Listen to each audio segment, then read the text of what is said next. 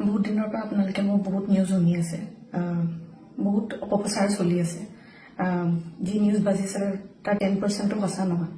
আৰু মই ইমান দিনে একো মাত মাতিব পৰা নাই, কাৰণ ইমান হেৰেছমেণ্ট, ইমান মেণ্টেল হেৰেছমেণ্ট, যোনটো কেতিয়াও মই ভাবাই নাছিলো হ'ব বুলি, সেইখিনি মই পাৰ কৰিব লগা হৈছে। মেণ্টেলি প্ৰস্তুত নাছিলো কোনো ধৰণৰ কথা ক'বলৈ বা কিবা ষ্টেটমেণ্ট দিবলৈ। সেইটো কাৰণে 7 দিন মই যেনে যেনে কটালো, কিন্তু এতিয়া জোখতকৈ বহুত বেছি অপপ্ৰচাৰ চলিছে। বহুত ধৰণে মোক সাঙুৰ খুৱাইছে বিভিন্ন ক্ষেত্ৰত।